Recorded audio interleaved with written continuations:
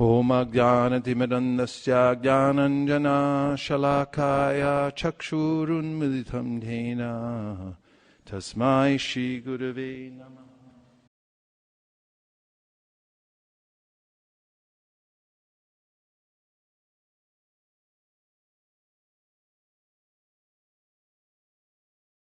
Om Namo Bhagavate Vasudevaya Narayanam Namaskritya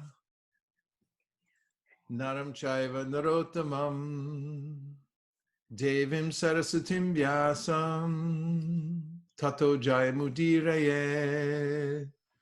We're reading from the Srimad Bhagavatam, Canto 7, Chapter 13, the behavior of a perfect person, starting with text number 1.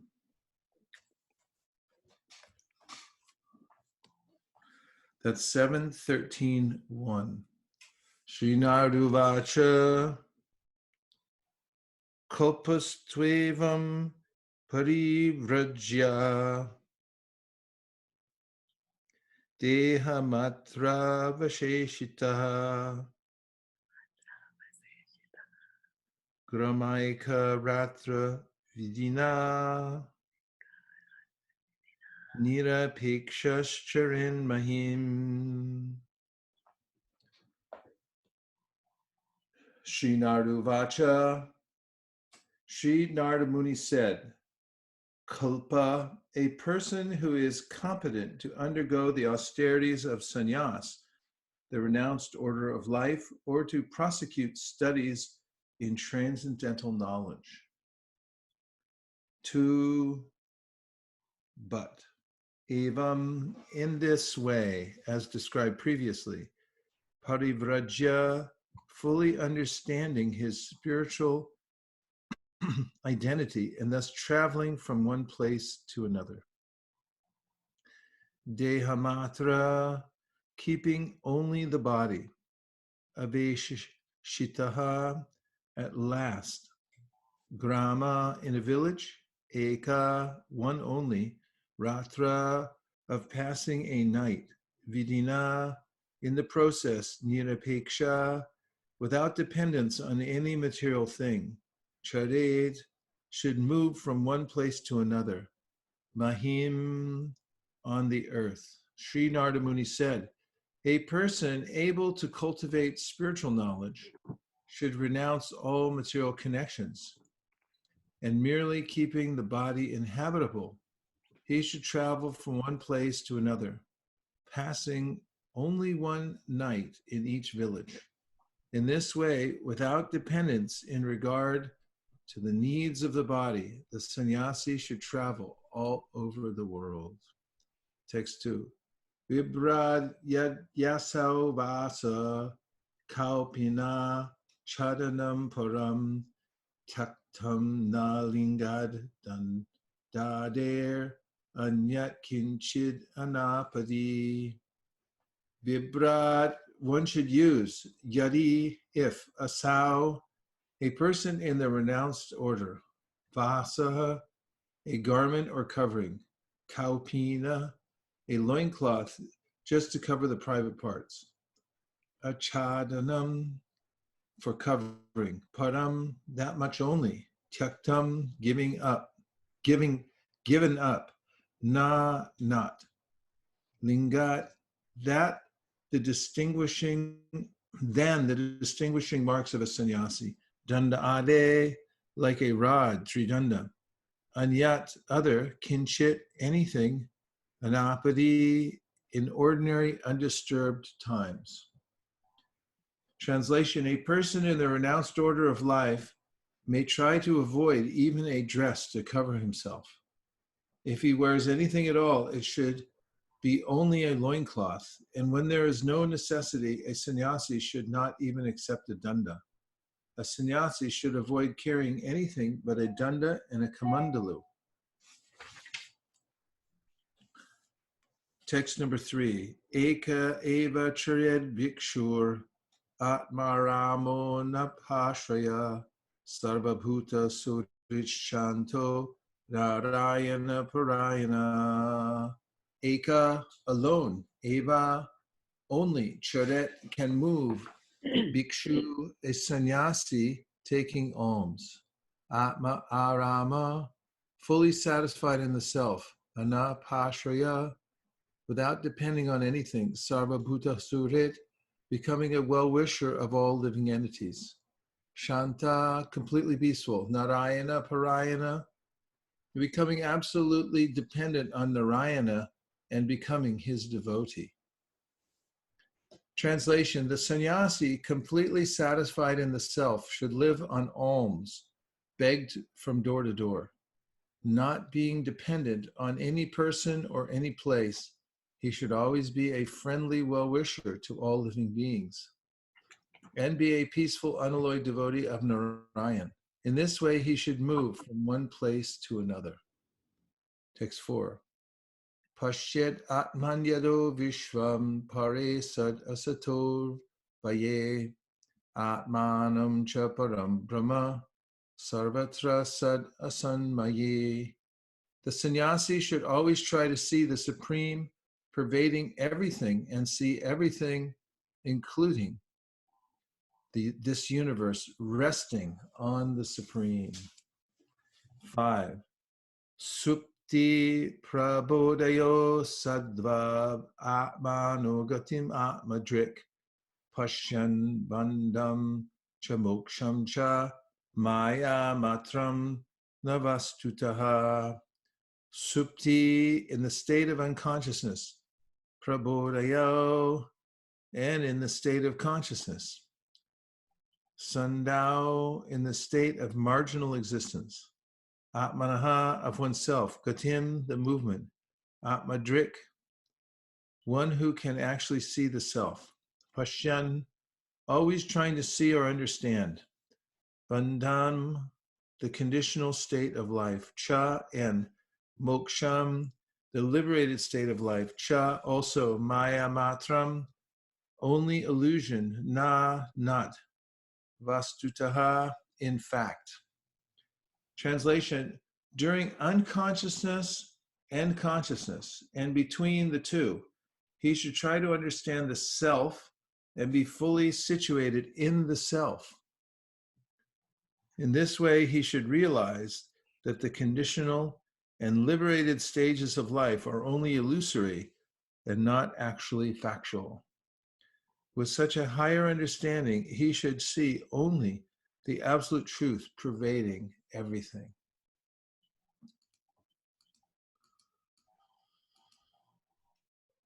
Purport: the unconscious state is nothing but ignorance, darkness, or material existence, and in the conscious state, one is awake. The marginal state between consciousness and unconsciousness has no permanent existence. Therefore, one who is advanced in understanding the self should understand that unconsciousness and consciousness are but illusions, for they fundamentally do not exist. Only the supreme absolute truth exists, as confirmed by the Lord in Bhagavad Gita 9:4. Maya tatamidang sarvam jagadavyaktamurtina mastani sarva bhutani nachaham teshavashtitaha. By me and my unmanifested form, this entire universe is pervaded. All beings are in me, but I am not in them. Everything exists on the basis of Krishna's impersonal feature. Nothing can exist without Krishna. Therefore, the advanced devotee of Krishna can see the Lord everywhere without illusion. Text number 6. Nabhinande dhruvam mrityum adhruvam pasya jivitam kalam param pratiksheta bhutanam prabhavapyayam.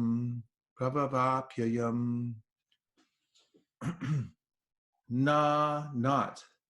Abhinandet, one should praise. Dhruvam, sure. Mrityum, death. Adhruvam, not sure. Va, either. Asya, of this body. Jivitam, the duration of life. Kalam, eternal time. Param, supreme. Pratiksheta, one must observe. bhutanam, of the living entities, prabhava, manifestation, apyayam, disappearance.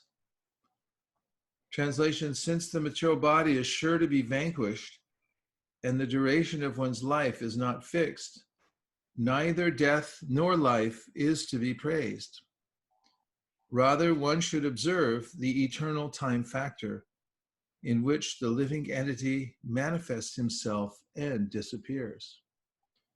Purport: the living entities in the material world, not only at the present but also in the past, have been involved in trying to solve the problem of birth and death. Some stress death and point to the illusory existence of everything material, whereas others stress life, trying to preserve it perpetually and enjoy it to the best of their ability. Both of them are fools and rascals. It is advised that one observe the eternal time factor, which is the cause of the material body's appearance and disappearance, and that one observe the living entity's entanglement in this time factor. Srila Bhaktivinoda Thakur therefore sings in his Gitavali, Anadi karma pale padi bavarnava jale, taribari na deki upai. One should observe the activities of eternal time, which is the cause of birth and death. Before the creation of the present millennium, the living entities were under the influence of the time factor, and within the time factor, the material world comes into existence and is again annihilated. Bhutva, bhutva, praliyate. Being under the control of the time factor, the living entities appear and die, life after life. This time factor is the impersonal representation of the Supreme Personality of Godhead, who gives the living entity conditioned by material nature a chance to emerge from this nature by surrendering to him. So these verses, up to verse 6, are describing the sannyasi. In this section of the Bhagavatam, we're hearing from Narada Muni speaking to Yudhishthira about the system of varnashrama, in which everyone, according to their particular propensity, everyone has a natural inclination to work in a certain way, and they see the world in a certain way. Each one of our senses actually has an attitude. We can notice the attitude our senses have to particular smells, sounds, sights in this world, and everyone has a slightly different reaction to the various sense objects according to their conditioning. Of course, there is such a thing as absolute beauty and its opposites. And nonetheless, within that spectrum, there are unlimited combinations and permutations according to the way living entities have associated themselves in the material world. As Krishna says in the Bhagavad Gita, Purusha prakriti stohi bhukte prakriti jan gunam karanam guna sangosya sarasad yoni janmasu. Person ends up in good or bad wombs according to his or her particular association in previous lives, because by association we develop attitudes, and our senses develop a particular predilection towards certain kinds of sense objects, and the material nature awards the living entity accordingly and gives a certain set of sense objects. Shariram yadavapnoti yakshat yukramatishvara Ruhit Vaitani Samyati Vayor Gandam Ivashayat. When we leave the present material body, according to the attitude we've developed, we're carried into another body, and Shotram Chakshush Sparshanam Cha Rasanam Granam Evacha Atishtayam Manaschayam Vishayan Upasevate. We're given a particular kind of body with a particular set of senses. Therefore, there's a way that one can work in this world according to the category of work that suits one's psychophysiological nature. And Krishna says in the Gita, Chaturvarnyam Mayashrishtam, that I have created this system, guna karma vibhagasha, that according to one's guna, one's qualities from the previous life, and karma, one's predisposition to work in such a way that there's a system to work in so that one can gradually be elevated. So that system is called varnashrama, vacharat, avatar. This Vishnu Purana says without following the varnashrama system, then one cannot be elevated. Of course, there's a way in which some people follow the varnashrama system, but they don't include Vishnu. They don't see the ultimate goal of life. They simply become attached to the rituals and to the work in their particular varna, but they don't offer the results to Krishna, and they're not associated with Krishna through that process. In which case, the Srimad Bhagavatam says, Dharma swanistitam pumsam vishvaksena katasuya notpadiyad yadiratim shrama evahi kevalam. If you're working in the varnashrama system, but you're not developing an attraction for Krishna, then your work is shrama, it's useless. There's no use to it at all. So here, Narada Muni is describing the actual varnashrama system through which one adopts a particular kind of work and also lives in a particular ashrama or a place of shelter so that one can accommodate one's senses just as much as necessary so that one can live. And this is the direction given in the first part of the Bhagavatam, second chapter, Divinity and Divine Service. Kama syanendriya pritir labo jiveti yavata jiva sitatva jignasya narto yascheha karmavi. Life's not meant just for kama. It's not meant just for sense gratification.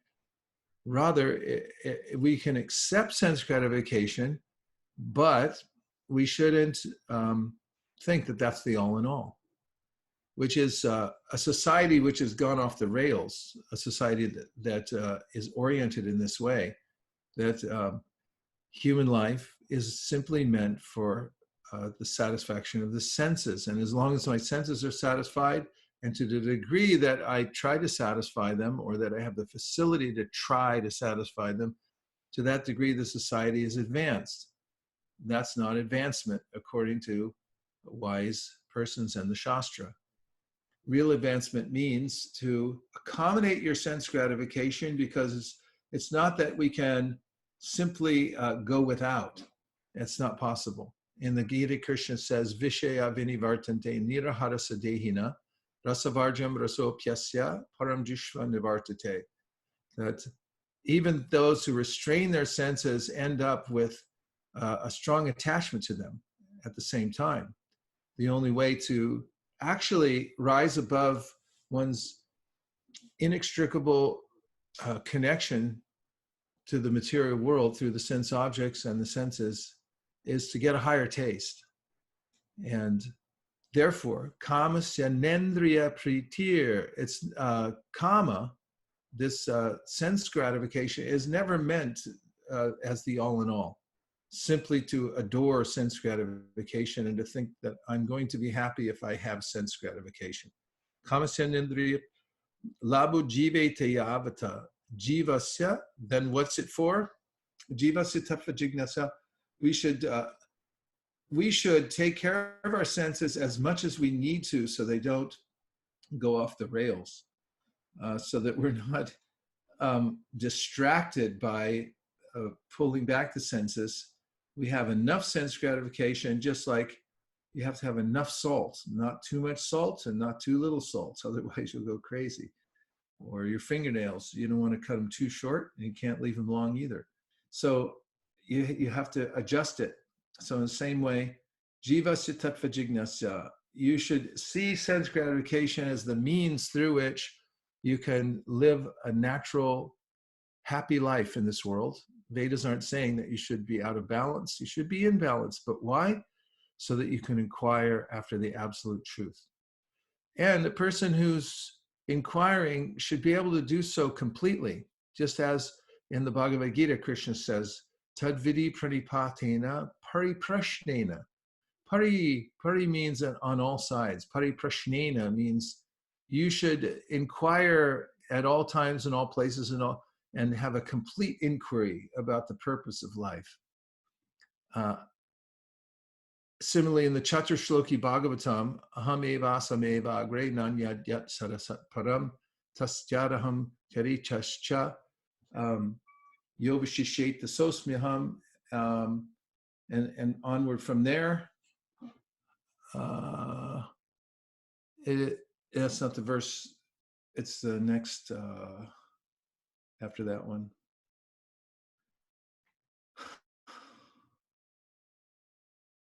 Try 35. Riterartham yat pratyeta. That one? Or 35? No, keep going. 35? Okay.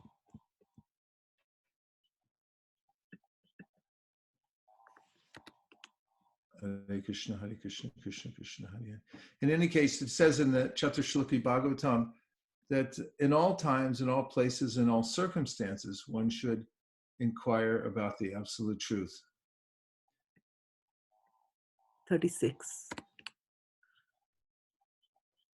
Yeah. Etavad eva jignasam tatva jignasuna anvaya vyatarekabhyam yatsyat sarvata sarvata. So sarvata means sarvatra, means in all space and time, and sarvada means in all circumstances. A person who is searching after the absolute truth, the personality of Godhead must certainly search for it, up to this, in all circumstances, in all space and time, and both directly and indirectly. So, pariprashnena means similar thing. When you go to a person who knows the truth, one should inquire completely. So, this is the spirit of the Bhagavatam in describing our relationship with the senses and the sense objects, as that we should maintain the body as much as necessary so that we can remain healthy in order to inquire completely about the absolute truth in all times, in all places, in all circumstances. So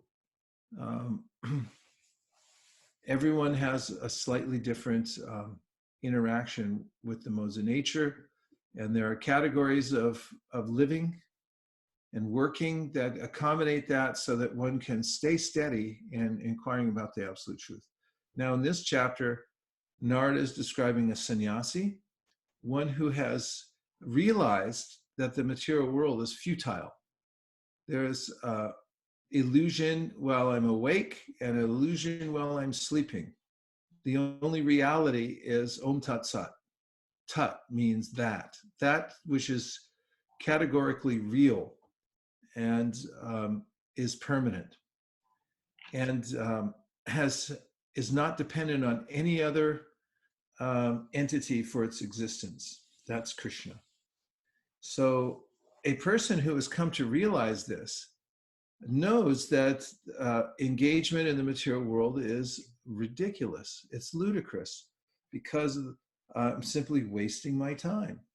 And to the degree that one realizes that and also develops a higher taste, means when we have a higher taste for chanting Hare Krishna, for serving Krishna, and I just read the other day in the 7th canto, Prabhupada quotes the verse, Yat koroshi rashna shiaj johoshi dadasiyat, yat tapasyasi konteyat tat kurishva manarpanam.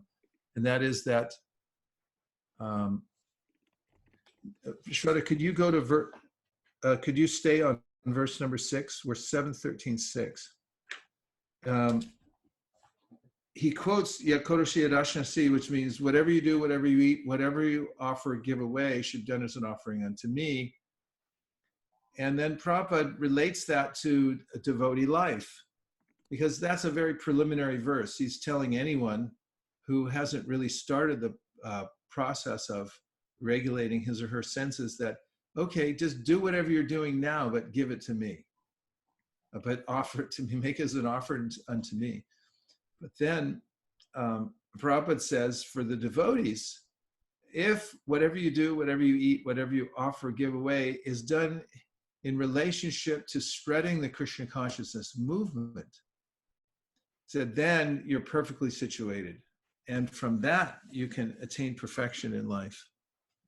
So those who take to the process of devotional service find that there are stages, and one has to go through the stages of purification and be very patient and determined and make an effort, because in the beginning, adau shraddha tata sadhusanga, in the beginning, one develops faith, and Krishna consciousness appears as it is, truthfully, to be the most important and exciting opportunity that, I mean, there's no greater revelation that's, oh, I just realized I'm not my body, and there's a process to go back to Godhead.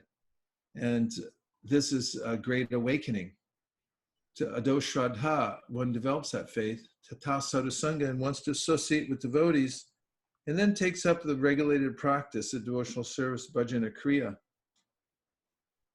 There are obstacles in the beginning because, as in any discipline, there's going to be a period of time in which one has to adopt the practice steadily and also overcome one's previous bad habits, mental bad habits, physical bad habits, and so forth.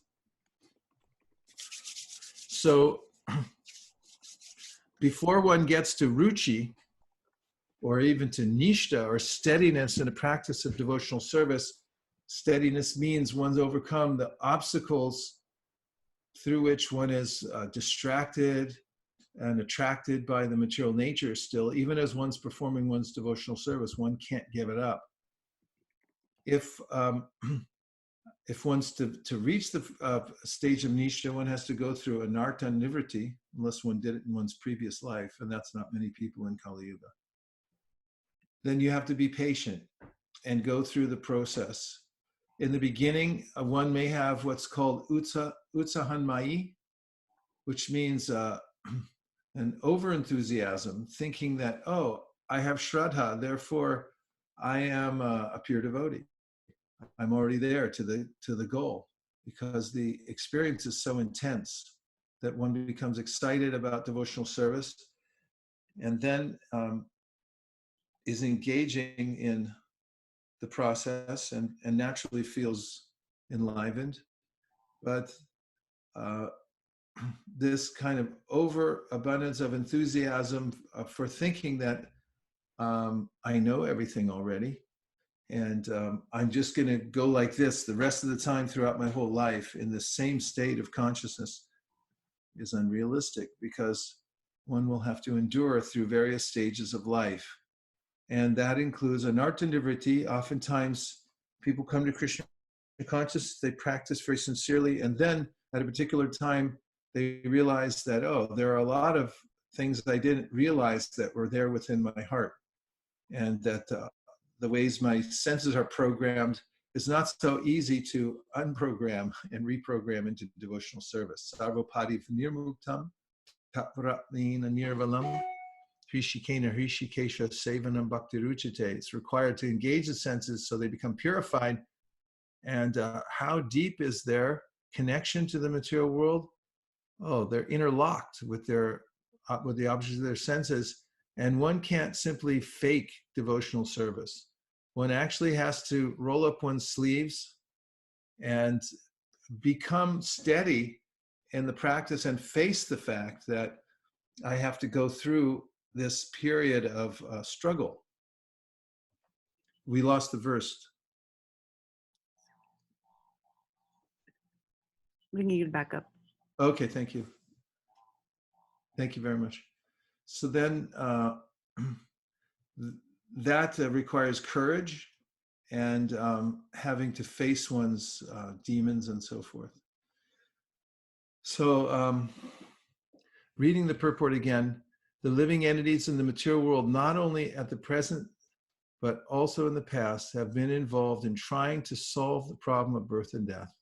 Some stress death and point to the illusory existence of everything material, whereas others stress life trying to preserve it perpetually and enjoy it to the best of their ability. Both of them are fools and rascals. It is advised that one observe the eternal time factor, which is the cause of the material body's appearance and disappearance, and that one observe the living entity's entanglement in this time factor. Srila Bhaktivinoda Thakur therefore sings in his Gitavali, Anadi Karma Pale Pari Bhavarnava Jale, Taribadi Na Deki Upai. One should observe the activities of eternal time, which is the cause of birth and death. Before the creation of the present millennium, the living entities were under the influence of the time factor, and within the time factor, the material world comes into existence and is again annihilated. Bhutva bhutva praliyate.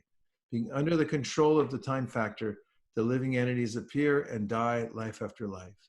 This time factor is the impersonal representation of the Supreme Personality of Godhead, who gives the living entities conditioned by material nature a chance to emerge from this nature by surrendering to him. So Prabhupada makes this point, don't don't miss the forest for the trees.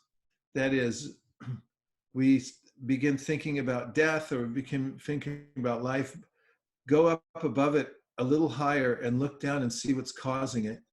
Behind birth and death is the time factor, which is Krishna's impersonal representation in this material world. It's him. And in the Gita, Krishna tells Arjuna, Kalosmi, I am time. And when one has this perspective, one can realize the hand of Krishna in moving us through this world, going through the different stages of life, and also how he has arranged for every living entity a time to give up this present material body. And by being aware of the fact that it's Krishna's force, it's Krishna's hand behind everything, one becomes Krishna conscious. And Mam Chayo Vyabhicharina Bhakti Yogena Sevate Sagunan Samatitaitan Brahma Bhuyaya Kalpate. By that kind of awareness of Krishna at every moment of life, seeing every incident, the comings and goings of wealth, the comings and goings of happiness and distress, these are all being caused by the eternal time factor, which is under the control of Krishna ultimately. This gives one the perfect perspective,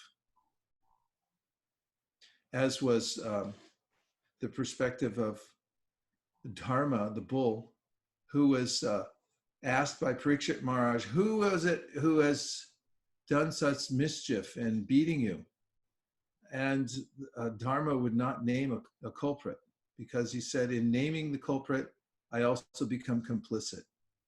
So we shouldn't become complicit with the material world by trying to identify the particular phases of birth, death, and the ups and downs in my life and attribute them to somebody.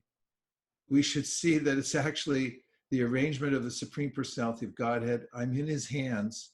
And if I chant Hare Krishna, if I take shelter of Krishna through the process of devotional service, then he'll take care of me. Yogic Shemam Bahamyaham. Personally, he'll take care of my life situation in this world, and also, as is stated by Krishna at the end of the 8th chapter of the Bhagavad Gita, in the chapter entitled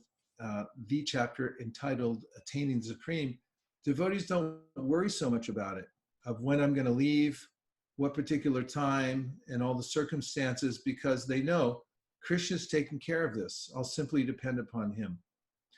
So now we'll take a few reflections or questions to illuminate the conversation. Hare Krishna, dear devotees, you can unmute yourself to share your reflections and questions. Hare Krishna Guru Maharaj, this is Bhakta Ronak. I have a comment and a question.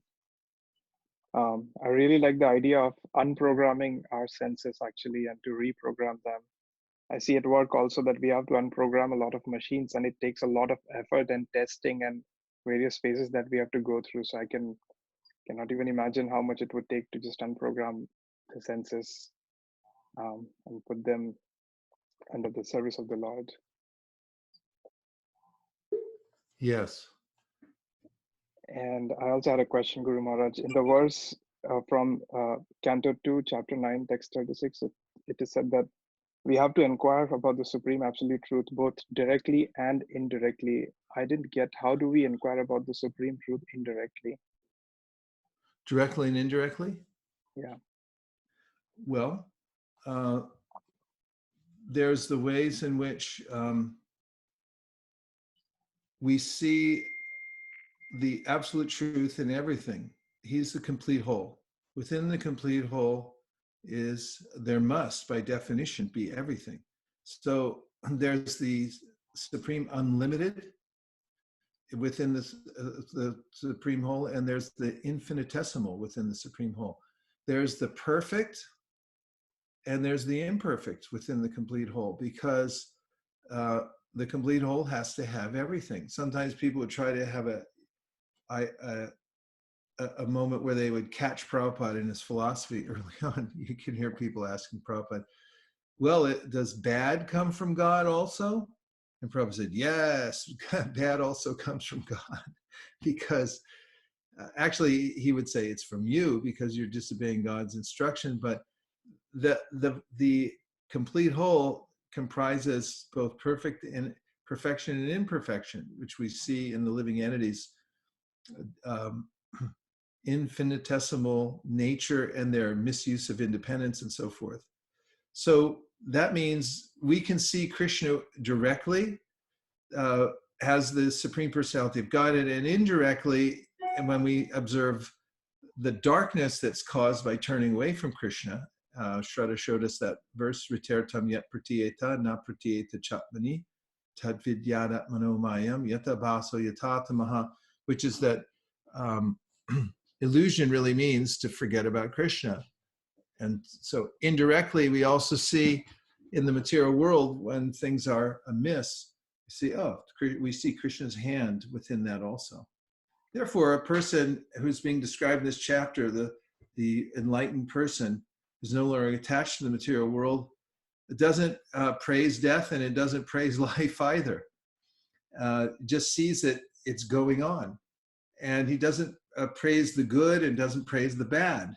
He sees these are just results of interaction of the modes of nature in the material world, and the living entity's interaction with those modes practically is meaningless. The only thing that really ultimately has meaning is when the living entity wakes up and sees his ultimate purpose in life. But the material world, in its meaninglessness, is also a study for the devotees who see Krishna's hand within it, so directly and indirectly.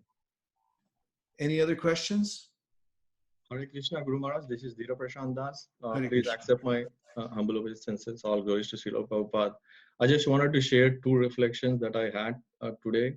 The first one was from 7.5, where we talked about, advanced devotee, and we talked about, in between consciousness and consciousness, everywhere, like, he focuses on the self, and I think in the translation, it particularly talks about where he sees the truth everywhere, the absolute truth. And I was thinking in this context, right, why do we often call Bhagavatam as a spotless Purana? And I was thinking about Prahlad Maharaj, where, from the time even before he came out of the womb, right, he's always thinking about Krishna. And then when his father, Hiranyakashipu, asked him, do you see Narayan or Vishnu in this pillar? He says, yes. And then he breaks the pillar. And as we all know, right, he comes out of it. So I was thinking, wow, that's a classic example of, a really, really advanced devotee. The next thing I wanted to share was, in the famous verse we often quote, right, the Kamasya Nendriya Preetir. I was thinking about a verse in Bhagavad Gita where Krishna says, 44, Vaisesika Prasaktanam, Kaya Partha Setasam, Vyasatmika Buddhi, Samadhavana Vidyate. In this, he clearly says, if you're too attached to the material and sense objects, then you won't be able to advance in the devotional service. So that was a nice realization. Thank you so much. Yes, thank you for giving scriptural quotations and your reflections. Any other questions or reflections? Thank you so much. I have a reflection. When we were talking in the Srimad Bhagavatam, where we were talking about in the 7th canto, the text 1 to 6 was talking about how a sannyasi is like never dependent, and it related to the verse in the Isha Upanishad where it talks about one should just stick to what is given as his quota. And I was also reflecting how Kunti Devi was begging Krishna for repeated calamities, and it just shows how much surrender she had. And also in the Srimad Bhagavatam, the 3rd canto, 29th chapter, text 11 to 12, there was one word that predicts me, which means without interruptions. And it said that no material condition can stop the flow of the devotional service of a pure devotee. And I was just thinking how, especially in this time, it's so hard, but a pure devotee will not be affected by the material circumstances around. Yeah, thank you very much for mentioning that about, especially in this time. It's more noticeable, isn't it, when we become restricted in our movements, and then we have to see how we depend on the ways that we've developed our own internal fortitude, and to see how we can be engaged, keep our senses engaged, and be satisfied without all the movings about in the material world that we've had for the last couple of decades. And now we get to kind of test ourselves. Thank you. Hare Krishna, Guru Maharaj. This is Manjula. Hare Krishna, Manjula Kanta. Guru Maharaj, when you were talking about the sentence that the shloka, that we did Pranipatena Pariprashna Sevya, the Pari reminded me a lot of Lord Ram, because when you're reading the Ramayana, Ram does that. When he travels with Vishwamitra, every chance he gets, everywhere he looks, he keeps asking questions related to the Lord. And that is how the Ramayana actually progresses, with so many beautiful stories as we go along. That was really nice. It brought me back to what we were doing the past 2-3 days. Another point that I noticed that you were talking about, when you were talking about this connection between life and death, and you know how we should stay above it and see the larger view. Yesterday we were reading about the mind, and we got to a text in chapter 13 in the Bhagavad Gita, text 21, where it says, Karya karunakratve hetu prakriti uchyate purusha sukha dukkhanam bhoktritve hetu uchyate. So it says that nature is the cause of all material causes and effects, whereas the living entity is the cause of the various sufferings and enjoyments. And Chaitanya Charan Prabhu reminds us that it's us, our objective and subjective view, that affects how we see the world. The world is going on the way nature wants it to go. So if you can be objective instead of subjective, you would be in a better position to assess what's going on around you. Thank you so much for connecting everything back for me. Well done, well done. Thank you. Who else would like to step into the ring here? The Zoom ring. Hare Krishna Maharaj, Srivas Das here. Hare Krishna, Prabhu. I really love the way you put, we have an inextricable connection with the material world through our senses, and the only way to rise above is to have a higher taste. You mentioned this with regards to Bhagavad Gita 2.59, Param Drishtva Nivartate. Yes, and I said that with conviction, having studied the 11th and 12th cantos several times recently. And there is a section there of instructions by the Hamsavatara. And Hamsavatar describes to the sages the ways that the senses are embedded, or the sense objects are embedded within the mind. There's a subtle element behind the gross senses, which are the subtle senses, and they are that is, those subtle senses are connected with the subtle sense objects. So there's a way that actually, ultimately, we really don't enjoy the material world. We enjoy the idea of enjoying the material world. It's virtual, and we're observing it and we're thinking I'm enjoying, but it's no enjoyment at all, actually. And yehi sam sparshaja bhoga, that sparsha, that connection that my subtle senses that are covered by the gross senses then have an interaction with the external sense objects, is sparsha. It's just a temporary touch. Yehi sam sparshaja bhoga, that kind of enjoyment. Dukkha yonaya evate, they actually lead to misery because they drag one away from one's real self-interest and obscure our view of the Supreme Personality of Godhead. They ruin our perspective. Instead of being objective, we become subject to the conditions of the material world. And it causes us great misery by being separated from Krishna in that way. So it's an important aspect of Krishna consciousness. That's why Krishna brings it up in the Bhagavad Gita.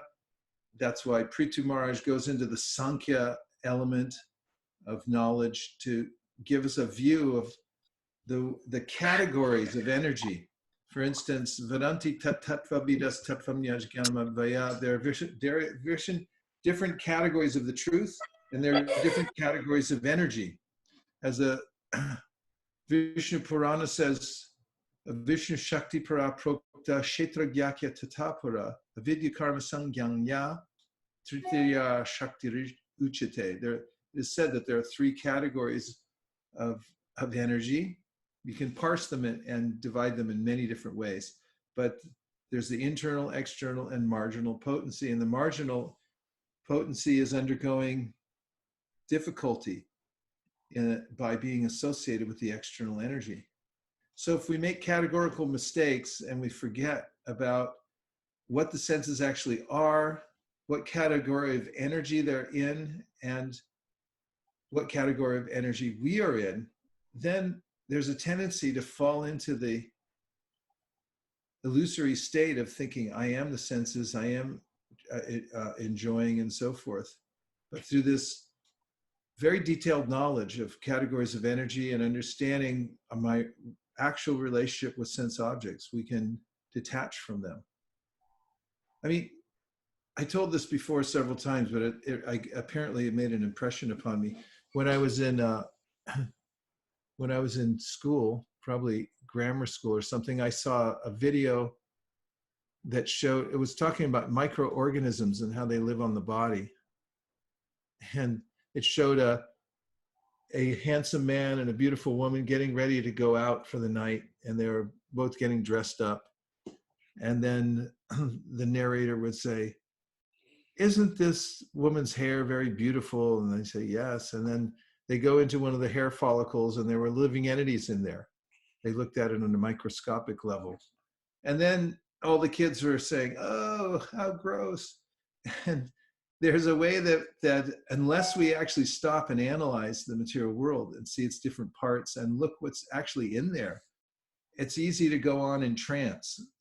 Being entranced by the material energy, because it's divine energy, and this kind of dissection that we're doing as we hear through the Bhagavatam and seeing each part for what it is, helps us to, as Manjula Kanta said, to step back and see it for what it is, objectify it. Sorry for a long answer to a short and very nice reflection. Any other points? Dandavat Pranam Guru Maharaja. This is Vaikund Nayak Das. Vaikund Nayak, Haribo. How's it in Mysore? Yeah, just staying. I mean, indoors is the same everywhere, I guess. It's indoors. Do you still get Mysore pack? No, Maharaja. Everything is locked down. Everything, no Mysore pack in Mysore. All right, go ahead. So, I like that point in the purport that Srila Prabhupada mentions. He contrasts two types of people. One, probably I think he's referring to the Karmis, where he says that actually they live as if there is no tomorrow and they keep on enjoying. And then we have the other end of the spectrum. We have, I think he refers to the Mayavadis, where they are so enamored by death that they feel that that everything is illusory. And Prabhupada just in one stroke, he brushes both of them aside and labels them as fools and rascals. Yeah. So that I like that point. Yeah, it's very nice. Thanks for bringing that up. And are the kids having fun in there? Yeah, sorry, Maharaj. No, not at all. I'm glad to hear they're having fun. Hare Krishna.